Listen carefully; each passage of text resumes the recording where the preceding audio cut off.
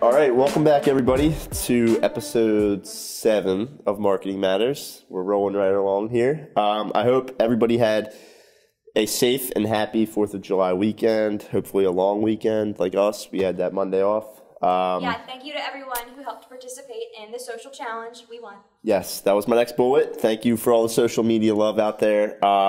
We got our extra day off, so it was definitely a great time. It was a fun weekend. I hope everyone got to enjoy some barbecue, some fireworks, and some family and friends.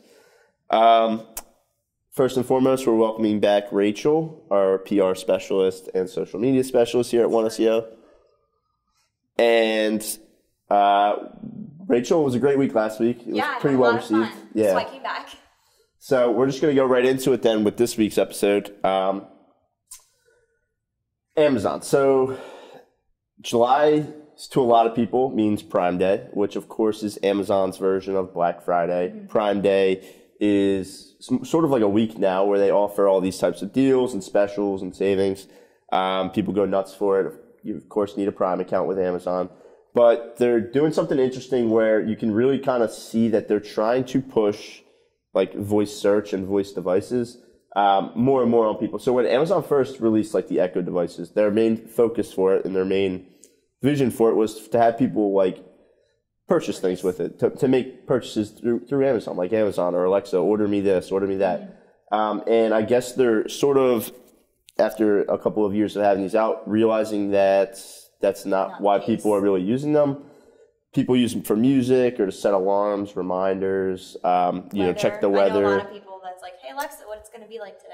Right, yeah. So, but no one's really like ordering. So to kind of, I guess, shift that a little bit to get people to want to order things through their devices, they're, of course, giving incentives and deals to people who make the purchases through their Echo devices. They did this last year, but they're just really ramping it up this year with the deals and the incentives you get for ordering through your devices. Mm-hmm.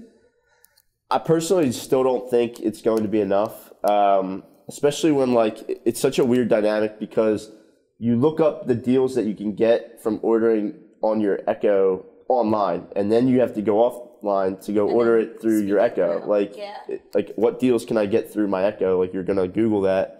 And then you're going to go and order it on your Echo. It seems like there's still a disconnect there.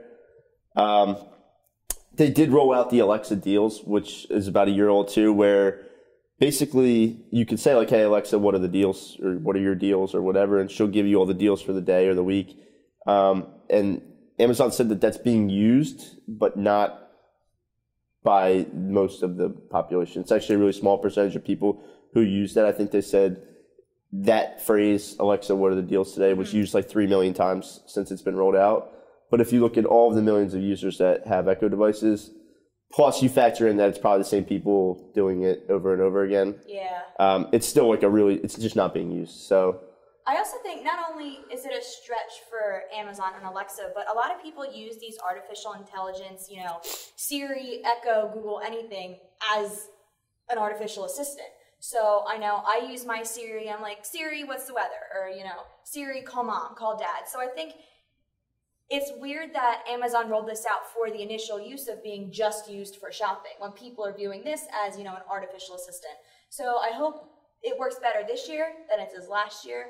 I'm hoping to maybe change, how people view their Echo. Yeah. Besides just that, artificial assistant. And I think it works a lot better for like certain products. Mm-hmm. So like kind of with their dash buttons where if you're out of like paper towels, it's going to be easy to say, Alexa, order me paper towels and just have Amazon ship them to your house. Or like I'm out of chapstick, Amazon order me chapstick and they'll ship to your house. But some of the deals are like, one of the biggest deals that you can get through ordering off of your Echo is a Bose Bluetooth speaker. Like that's not a frequent purchase. Mm-hmm. Like you'd want to do some research if you're going to buy a speaker. You're not just going to be like, order me a $200 speaker. Yeah. I also think Amazon should then market themselves toward that area. Like if you put your Alexa, you put your Echo in the kitchen and you're cooking, you run out of, paper towels or, you run out of cleaning supplies. All you have to say is like, hey, Alexa, can you order me this? Instead of trying to attack those bigger items like the Bose phones, toys, clothing, whatever. I think that's also a marketing push that they should do. Show the Alexa in specific rooms, and then in those commercials or advertisements, say like, oh, it's in my laundry room. I need more Tide or something like that. Right. Yeah, and I think truthfully that is the direction they should go. Like, is to focus on the home, the home goods side of things. Which, to be fair, like they do a lot of the deals are for those types of products. Yeah. But I just don't think that it's tough. I think with Prime Day coming up, people are still just going to shop on Amazon.com. I know I shop on Amazon. I will be an Amazon shopper that day. Like, you can't see reviews. Like, you can't see anything through a voice search. You just basically order it. So it's like, I still don't think we're there yet. Of course, with the Echo Show, which is their next version of it, which is going to have a touchscreen, that could change the game a lot as well. We've talked about it before, but giving people the opportunity to see things, to see reviews, or to see options, could open up the door for paid listings. That could definitely change the game. But as far as just a standalone voice device, I don't see a lot of people, even with the incentives for Prime, just going out of their way to order things through their Echo devices. Yeah, just another push. Amazon trying to get on top. Yes. So we'll see what happens. I mean, I don't even have a home device, so I won't be ordering. Yeah. I'm a Siri user. And I don't have Prime, so I will that I do. Not be participating. But either way, good move for Amazon, I guess, to see if they can get something to kind of click. Because basically what they want is they want you to not even think about it in the future. They want to try to ingrain it into you, to make it a habit, to something that you're just used to doing, which I get. And to get people to do that, they need to start by incentivizing it, I guess, until we get to that point. But I still think, it's just a little bit ahead of our time right now. I agree. Switching gears a little bit to Snapchat, actually just yesterday they made some noise where they released a couple new features, and I mean, honestly, they're sort of gimmicky. Like, we wouldn't really be talking about it if there wasn't a direct connection to the marketing side, which is the fact that you can now send links with your snaps. So traditionally, before, if a business or a company wanted to attach a link to a website, to any type of Snapchat or post, they would have to buy a space of advertising. They'd have to go do it through advertising. Now, anybody can attach a link to their snaps when they send it. There's a little icon, a paperclip icon. You click it, you can type in a website, it brings it up, blah, blah, blah. This is big because one of their biggest rivals is Instagram, and Instagram notoriously doesn't allow you to post links with your posts. Yep, the link's in bio. I've seen it. You've all seen it. We use it here at One SEO. If we were to promo blog, link in bio. Right. Our Google partner event, link in bio. I think it's really big strides for Snapchat to be the first one to be like, hey, look at me, I have links in my Snapchat. Yeah, you see it all the time with influencers who are showcasing a product. They always say link in bio, or 20% off link in bio, or a new podcast is up, link in bio. So that's Instagram's motto. It's been no links. With Snapchat doing this, where you can attach a link to a snap, it kind of opens the doors for companies, brands, people to drive actual traffic back to their websites, which is it's huge compared to some of the rivals. Be interesting to see if Instagram wants to shift to try to I think that would be to combat major strides for them. I mean, it wouldn't. It's not like it's out of the realm of possibility. It's not hard for them to kind of shift to add that feature. It's just going to be a matter of whether they want to, and if they think people are going to abuse it or whatever it might be. But for now, Snapchat is allowing you to attach links to the snaps. And then Anthony and I were talking about this earlier. Actually, going on the analytics side, what is that going to look like? How is that traffic going to transcribe to the other side? Interesting to see. Yeah, we'll have to do some testing around with that just to kind of see what that traffic is going to look like. And then additionally, some of the other features is you can now make a geo filter right from Snapchat, right in the app for $5.99, starting at $5.99, which is pretty big. You're going to see them really start to shift towards monetizing that, especially. And then lastly, there's been a couple of really good articles out lately about Snapchat and how advertisers. So you can skip ads on Instagram, or on Snapchat rather. Whereas traditionally you can't skip an ad, unless it's a 5-second type thing, you can skip it then. But Snapchat from the get-go has had a platform where you could skip advertisements. Just click through, yeah. So it makes it really tough to want to advertise on Snapchat. So I'm only bringing this up because there's been some really cool examples of like Gatorade and Snickers where like they almost make it look like you're watching like your friend's Snapchat. It just looks like a story. Gatorade does one where there's a basketball player, he's shooting hoops, and then at the last second he turns around and you can tell that's a Gatorade commercial. But you had no idea that it was Gatorade. Mm-hmm. So like they're trying to keep our attention, and like you have to shift to that sort of direction where your advertising can't be so blatant anymore because people are they're just gonna skip through. Yeah, they naturally skip it. I think I don't know if it would be a challenge for advertisers, but I think it's just another way of thinking. They have to be able to form to that social channel, form to the audience that's using that social channel. You know, Snapchat is a very high millennial, where Facebook is, an older generation.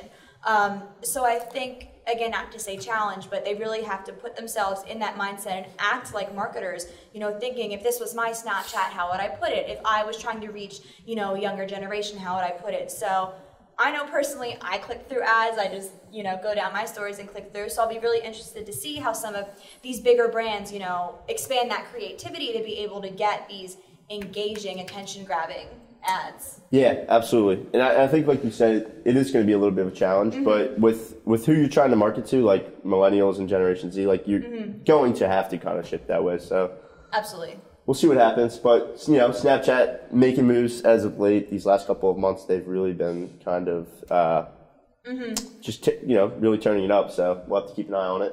And I'm actually surprised because Snapchat has been around.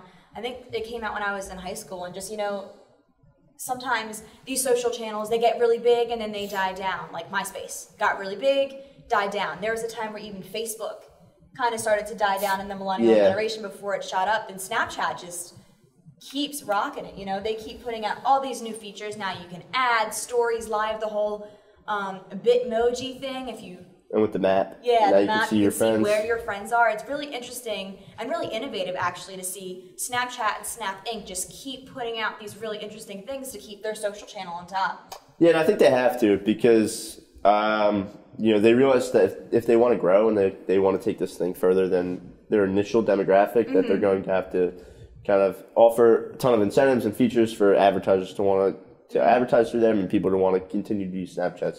So the challenge isn't only for advertisers, but it's also just for Snapchat and Snap Inc. themselves. Right.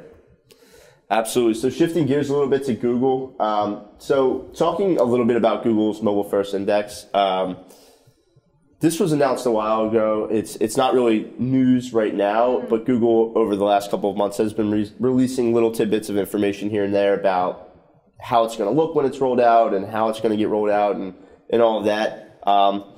So in short, what the mobile first index right now is, websites right now are indexed by Google through their desktop version of their website. So they look at your desktop version of the website. Now, because of the way people search, so if you look at the green, that's mobile searches compared to blue, which is desktop. So blue's pretty stagnant, green's been on the rise for years. And it's mobile searches has surpassed desktop. It's no secret that people search on their phones.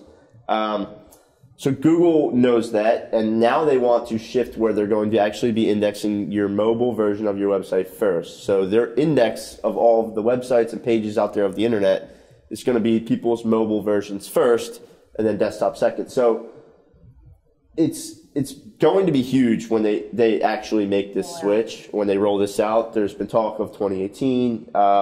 There's no official rollout date. But what's interesting is this last week, Google announced that it's actually going to be rolling these updates out to sites that are ready. So individual sites that are ready. This tells us a couple of things. It tells us that, it won't be a one big rollout mm-hmm. Across the board to everyone at once, but also it tells us that it's sort of going to favor websites that are mobile friendly already and that are prepared for this switch. Mm-hmm. Because if you're not mobile friendly, it won't switch you over right away. So you get a little bit of a priority in terms of indexing if you are mobile, friendly and you're ready to go for the switch, which I thought was interesting.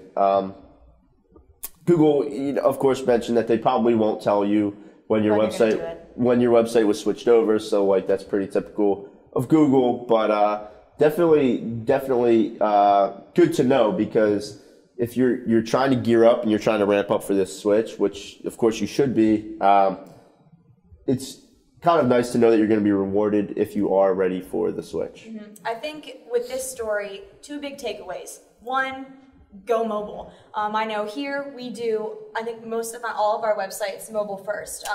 We think in a mobile first way. Mobile is growing. Look at these numbers, they don't lie. If you take one thing away from today's episode, it's to get your business on mobile. The other takeaway is just the incentive. You're going to get this first. Google is going to offer you, that mobile first indexing. So I think that if that doesn't motivate you, I really don't know what does. The world is changing. We're constantly learning new things about mobile. So and like ASAP, do it ASAP. Right, no, definitely. And there's going to be a shift where there's going to be a point where there's going to be kind of the two indexes. They'll have the desktop, the mobile, but they've said that there's going to just be one index at the end of the day. So like the shift is going to have sort of that hybrid for a little bit, but eventually it's going to just be a mobile first index. I can believe that. Which makes a lot of sense. And, it's if you look at how fast mobile's growing and how fast local search is growing and everything like that, like Google has probably been thinking about this switch for years and has been planning this type of a switch for years. So it just makes sense, and it does keep getting pushed back, but we'll see what happens. I'm pretty confident that it's going to start to roll out in the beginning of 2018. You're going to start to see websites switching over. What it'll look like, I'm not really sure, because they claim that there shouldn't be a huge change in rankings and all of that. I find it hard to believe just because of such a massive switch, but we'll see what happens. But like I said, this isn't a major news story. It's just sort of the latest tidbit from Google about the mobile first index. Something to take into consideration and prepare for it now. Right. Yeah, and Google usually drops something about the mobile first index like every month or every other month. So it's just the latest news about it. So we definitely like to keep an eye on it, and I definitely have been keeping tabs on it. So just wanted to bring it to everyone's attention.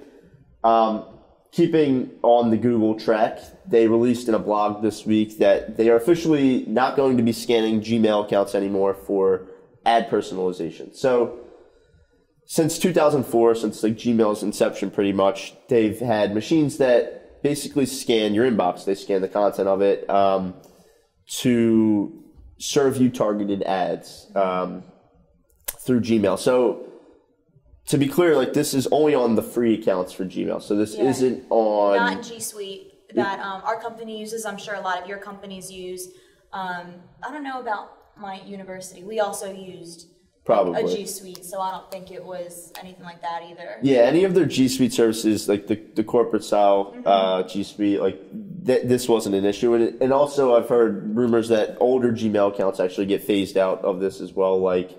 The older your account is, but a new Gmail account, a fresh Gmail account, definitely would be in this this category here, where they would scan it. Basically, if you've been getting a couple messages about shoes, they might hit you with a Nordstrom ad for the shoe sale or something like that. If you buy something and a receipt, like an Amazon confirmation, because I'm on Amazon Prime a lot, comes in and, I bought, like you said, a pair of shoes, bought, a book or a movie or things like that, then Google can take that and, again, shoot you some remarketing ads that way. Yeah, and so to be clear, Google is still going to serve up ads on Gmail. They just won't be using that information, your Gmail, your inbox information, to target ads to you elsewhere or whatever. So they're still going to use it for everything else, your browsing history, YouTube, whatever else they got their hands on. They've got an immense amount of data, which they'll still use to personalize your ads. They just won't use your Gmail anymore. And so there's a couple of speculations about why this is. They really want people to switch to use G Suite, corporations, companies to switch to use G Suite, which makes sense. Some of the rivals being Microsoft, Amazon, some of the big players for the cloud services companies, and a lot of bigger corporations sort of are confused about Google's policies and with them scanning emails, even though it doesn't affect them. There's just overall confusion about it. So Google has pretty much eliminated this to, let corporations know that you can trust them, that they, their information is not going to be jeopardized, anything like that. So it's sort of a move. They want to grow the G Suite side of things. This is a move they think will help grow that. I also think it's interesting to see how much, I guess, a consumer Gmail and this G Suite, they start to align, and this is the first step. So, will they not only allow you in the future to have a Gmail? Will you have to, go with the G Suite where you have the Drive, calendar, everything like that, instead of just offering a consumer Gmail? It'll be interesting to see where they take this as those two, separate entities begin to align in the same common cause.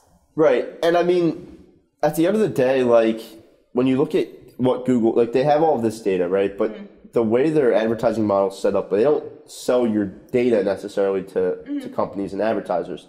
Like, they hold it all and they just use it. And then so they just redirect it. Like, if you're having a yard sale and you have flyers and you want me to show my friends that are under 30 the flyer to your yard sale, you'd give me the flyers, I'd go show my friends. You never see my friends, you don't know who they are, you don't know their names. And then I just come back a week later and said I showed it to 12 people. Yeah. That's sort of how it works. Like, so it's just a lot of people always get up in arms about, like, the data. Like, obviously, there is some slight reason because they know everything. So, yeah. But it's like them. It's their information. It's not like they're going out and selling it to advertisers. There's sort of like a curtain there where it kind of just gets passed through. I think just the verbiage of Google crawling your emails is unsettling, but right. Google is large. They keep growing. I mean, Google is Google. Industry leader for what they are. So I have to assume that the public thinks they're trustworthy enough to continue making Gmails, to use the Google Shopping and to allow them to take that information. So I don't know if it's really a privacy issue. I think it's just Google trying to be the best they can be and, be on top of the other search engines saying, hey, if you have an email with us, we're not going to crawl it anymore. Right. Unlike the other, like X, Y, and Z search engines or X, Y, and Z email generators. And truthfully, I didn't really think that this was a move that was in the cards. Like, I didn't even think that this kind of came out of nowhere. And as much as it kind of stinks to say it, like, I think it's more not to benefit the average consumers, like, that use the G Suite accounts, but more to benefit, like, Google's need to want to grow their G Suite side and to attract more corporations to make the switch. So I guess I understand it. It's just, plus you have to assume that they just have so much information that it's almost not even worth They don't need it. the effort to go through all these, millions of fake Gmail accounts that people use to sign up for something. Like, it's almost not even worth it. Email list, shopping carts, So, I think I had a different email for, like, all of my social media accounts at one point. Like, there's no need for Google to waste the time to keep track of all of those, Yeah, I think there's just fake better accounts ways. or, like, accounts that no one goes in, when you're right. There are a million better ways that they can find information to personalize these ads. But either way, this is coming. They, of course, didn't give a date. They just said later this year. So eventually that will be getting rolled out. And then switching to a little social media talk, Facebook has been testing a find Wi-Fi feature since, like, November, but it is officially out or it's getting rolled out globally for Android and iOS. This is interesting because basically what it does is it takes your location and it finds you businesses or hotspots around you that have free Wi-Fi. There's a couple of, as you can see, it lists, the business, the address, the hours, etc. This is kind of interesting because, like, instead of maybe going to Google for coffee shops near me, someone might go to Facebook and look for coffee shops with free Wi-Fi, something like that, where it possibly might pull some people away because you can see the opportunity to get free Wi-Fi, or you can see all the opportunities where you can get free Wi-Fi. But I don't know. I mean, I just feel like all Google would have to do is add an attribute feature to their map side where businesses can list that they have free Wi-Fi. It would. I mean, I'm sure if this ends up being, like, very successful and they feel that people are transferring over from Maps to Facebook, then Google's going to be on that in a second. Right. This just goes back to what we were talking about last week with how big Facebook is getting and how they are not stopping. They are taking every other social channel for prisoners and just kind of riding it high. It'll be interesting to see if this ever becomes, a paid area where, if you... sponsored Wi-Fi spot. If you have a sponsored Wi-Fi spot, or if you, run an ad as your location, you might be first on that list within, like, a 25-mile radius. So I think innovative for what it's doing, especially for a social channel, considering it is a social channel and not anything like Google Maps or, any map device. But good for Facebook. Yeah. Come up with something new. I think like one of their main focuses of this anyway is for people who like might be traveling internationally and like obviously data charges might be expensive, or there are people who are in like shoddy areas with service. They can just quickly look for a Wi-Fi to connect to, something like that. At the end of the day, it's mostly to keep people to keep using Facebook. Like they can stay on Facebook if they're connected to the Wi-Fi. So just kind of a way to keep everyone staying on Facebook, I guess. I think Facebook is a very engaging social platform. You check in at concerts, you check in at games, you check in at movies, whatever. This is a way for you to engage with your Facebook friends. I think it's just another way, you're right, to continue using Facebook by saying, hey, I'm in Philadelphia, I'm at, Xfinity Live free Wi-Fi. So I think it's just another way that Facebook is saying, like, hey, use us, engage with your friends, go live, share where you are, check in. Yeah, and it's going to be interesting to see how this ties in with Wi-Fi for Business, which is something that they've already had, where businesses can set up a Wi-Fi where users have to check into their location to get access to their Wi-Fi. I don't know if this is going to have a similar thing, like where you have to check into these locations, but it sounds very similar to what that is already. If these locations were smart, they should roll that out, because if I'm going to Graham's Cafe for free Wi-Fi and all I have to do is check in on Facebook, why wouldn't you? It's a really easy, hand-holding there to match both of these very good, I don't want to say devices, but good things together to make one end thing. Yeah. So we'll have to see what happens. I'll be trying it out just to kind of see some areas and what kind of local businesses already have this kind of rolled out. But just another move, like we said, from Facebook. So. Yeah, and if you're a local business, I would check this out to make sure you're on this list, Look into the Wi-Fi for Business, and that's another way to get, get traffic to your place. Explore either one, honestly, because we have Wi-Fi for Business set up here where people can just simply check in and they're connected to our Wi-Fi. It beats having to lug a long security code around or a password or anything like that. It's just a nice way to bypass it, and at the same time, have people log into your, check into your Facebook page. The engaging thing. So that kind of wraps it up. It was, I don't want to say a slow week because this stuff happened, but there was the holidays, so a lot of things were shut down. There wasn't too much that was that exciting happening.